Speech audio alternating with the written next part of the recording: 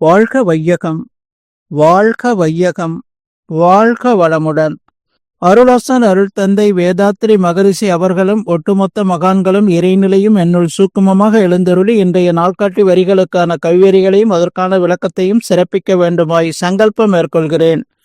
அனைவரையும் பணிவோடு முதற்கண் வணங்கி ஆரம்பிக்கலாம் என்றிருக்கிறேன். அனைவருக்கும் இனிய காலை வணக்கம். வாழ்க வளமுடன். சாமிஜியினுடைய இன்றைய நாள்காட்டி வரிகள்: மனம் தூய்மை அடைந்து மேலும் மேலும் அத்தூய்மையில் தன்னை உறுதிப்படுத்திக் கொள்வதே குணநடப்பேறு என்று சாமிஜி நமக்கு இந்த நாள்காட்டி வரிகள் கொடுத்திருக்கிறாங்க. இதற்கான கவிதை வரிகள்: நீர் நிறைந்த பாண்டத்தில் காற்று ஏறாது, நித்தியமாம் மெய்ப்பொருளால் நிறைந்த உள்ளம் ஓர் உலக பொருள் கவர்ச்சி உணர்ச்சி ஏதும் உள்நுழையா, இப்பேறு தவத்தாரன்றி யார் பெறுவார் யார் தருவார், அறிவேதான் மெய்ப்பொருள் என்று அறியும் பேற்றை சூழ்நிலையின் மனதை வைத்து வேண்டாத பற்றை செதுக்கிக் கொண்டே இருக்கும் விழிப்பு வேண்டும் என்று சாமிஜி கவிதை கொடுத்திருக்கிறாங்க. விவேகானந்தர் சொல்லும்போது, நிமிர்ந்த நெல் தைரியமாக இரு, வலிமையோடு இரு, எல்லா பாரங்களையும் உன் தோல் மீது சுமந்து கொள், உன்னுடைய விதியை படைப்பவன் நீயே என்பதை தெரிந்து கொள், உனக்குள்ளே எல்லா நன்மைகளும் எல்லா உதவிகளும் குடிகொண்டிருக்கிறது என்ற ஆன்மீக உண்மையை உணர்ந்து கொள் என்று சுவாமி விவேகானந்தர் சொல்றாங்க. நாம புரிந்து கொள்ள வேண்டியது என்ன? நமக்கு மனவளக்கலை மூலமா சுவாமி வேதாத்ரி மகரிஷி அவர்கள் தியானத்துல படிப்படியா நம்மளை உயர்த்தி இருக்கிறாங்க. புருவ மத்தியில ஏற்றி கொடுக்கறாங்க, அதை சாந்தி தீட்சை கொடுக்கறாங்க, தண்டுவட சுத்தி, துரியம், அதன் பிறகு பஞ்சேந்திரியம், பஞ்சபூத நவகிரகதவம், இதெல்லாம் சிறப்பு தவங்களா கொடுக்கறாங்க. துரியாதி தீட்சை கொடுக்கறாங்க, 9 மையம், நித்யானந்தம். இப்படி படிப்படியா நம்மளை உயர்த்தி அந்த இறைநிலை இணைப்போடு இருந்து நாம எண்ணம் சொல் செயல்களை ஒவ்வொரு மைக்ரோ செகண்டும் பயன்படுத்துகிற அளவுக்கு சுவாமிஜி நமக்கு அகத்தாய்வு கொடுத்து, அதே போல தியான நிலைகளில் உயர்வு நிலைக்கு நம்மளை அந்த இறைநிலையோடு இரண்டர கலந்து நிற்பதற்கான அந்த தியானங்களை நமக்கு கற்றுக் கொடுக்குறாங்க. நாம புரிந்து கொள்ள வேண்டியது என்ன? நாம குணநலம் பெற்றுட்டோம் என்று சொன்னாலும் நாம அந்த இறைநிலை இணைப்போடு இருந்து ஒவ்வொரு மைக்ரோ செகண்டும் வாழும்போதுதான் நாம் குணநலப்பேறு பெற முடியும்.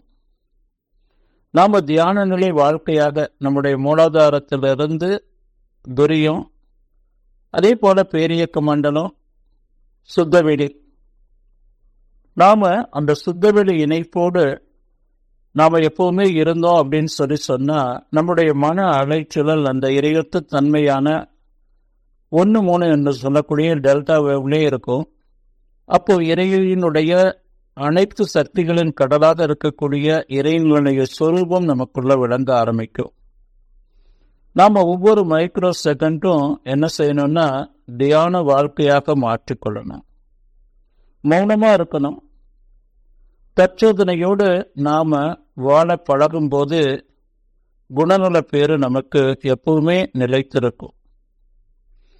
அதாவது சொல்றாங்க சாமிஜி, நீர் நிறைந்த பாண்டத்தில் காற்று ஏறாது, நித்தியமா மெய்ப்பொருளால் நிறைந்த உள்ளம் ஊருலக பொருள் கவர்ச்சி உணர்ச்சி ஏதும் உள்நுழையா, இப்பேரு தவத்தால் அன்றி யார் பெறுவார் யார் தருவார், அறிவேதான் மெய்ப்பொருள் என்று அறியும் பேற்றை சீர்நிலையில் மனதை வைத்து வேண்டாத பற்றை செதுக்கிக் கொண்டே இருக்கும் விழிப்பு வேண்டும். ஒவ்வொரு மைக்ரோ செகண்டும் தேவையற்ற எண்ணங்களை நீக்கி, சொல்றத தேவையற்றதை சொல்லாம செயல் செய்யாம அந்த இறையற்ற தன்மையான அன்பும் கருணையுமாக நாம நம்மளை பழக்கப்படுத்தி கொண்டே வாடும்போது அந்த வாழ்க்கையே நமக்கு ஒரு பேரானந்தத்தை கொடுக்கும். அப்போ ஒவ்வொரு மைக்ரோ செகண்டும் நாம தியான நிலை வாழ்க்கையாக மாற்றிக்கொண்டு நம்முடைய கடமையை சிறப்பாக செய்து வரும்போது அவ்வப்போது வரக்கூடிய அந்த தேவையற்ற எண்ணங்களை தற்சோதனையாக மனதில் செய்து கொண்டாலும் சரி, இல்லை எழுதி வைத்து நாம இரவு நேரங்களில் அதை சிறப்பாக தற்சோதனைக்கு எடுத்துக்கொண்டு தற்சோதனை செய்து நாம உறங்க செல்வது சிறப்பு.